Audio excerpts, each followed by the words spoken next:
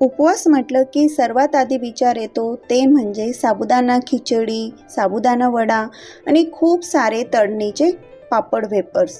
पण या तिखटसोबत काहीतरी गोड असायलाच हवं। म्हणून आज खास मी महाशिवरात्रीनिमित्त मस्त अशी ही क्रीमी फ्लेवरमध्ये आणि केशरयुक्त साबुदाणा खीर बनवते।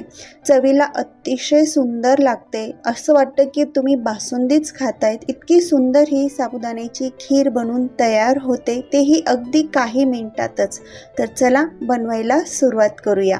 नमस्कार, मी शीतल मॉम्स किचनमध्ये आपले खूप खूप मनापासून स्वागत करते। गॅसवर कढई ठेवलेली आहे। कढईमध्ये 2 कप इतकं दूध टाकून घेते। आज मी इथं फक्त 2 लोकांसाठी ही साबुदाणा खीर बनवते आहे। यात आता मी केशरच्या स्टिक टाकून घेतलेल्या आहेत आणि ह्या दुधाला एक हलकीशी उकळ येऊ देते। तर इथं दुधाला हलकीशी उकळ आल्यानंतर यात मी अर्धा कप इतका साबुदाणा टाकून घेते आहे। हा भिजलेला साबुदाणा वापरलेला आहे। आता साबुदाणा हलकासा दुधामध्ये व्यवस्थित शिजून झाल्यानंतर यात मी अर्धा कप इतकं मिल्क पावडर टाकून घेते। मिल्क पावडरमुळे अगदी मलाईदार ही साबुदाणा खीर बनून तयार होते। त्यानंतर यात मी पाऊण कप इतकी साखर टाकून घेतलेली आहे। साखर तुम्ही तुमच्या आवडीनुसार कमी जास्त करू शकतात। आता ह्या खिरीला छान चव येण्यासाठी त्यात मी ड्रायफ्रूट्स हे कट करून टाकून घेते। ड्रायफ्रूट्स तुम्ही तुमच्या आवडीनुसार टाकून घेऊ शकतात।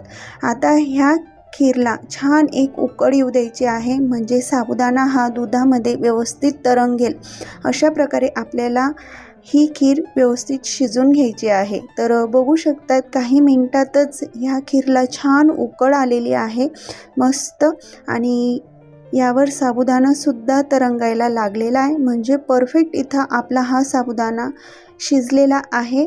तुम्ही बघू शकतात खीर अगदी क्रीमी दिसते आहे, मस्त केशरचा रंग उतरलेला आहे, चव देखील उतरलेली आहे। तर गॅस बंद करते आणि गरमागरम ही साबुदाणा खीर सर्व करायला घेते। अतिशय सुंदर चवीमध्ये ही केशरची साबुदाणा खीर बनून तयार झालेली आहे। तर तुम्ही सुद्धा ह्या उपवासाला, ह्या महाशिवरात्रीला ही साबुदाणा खीर नक्कीच बनवून बघा आणि कशी झाली आहे हे मला कमेंट्स करायला विसरू नका। भेटूया अशाच नवीन रेसिपींसोबत, तोपर्यंत धन्यवाद।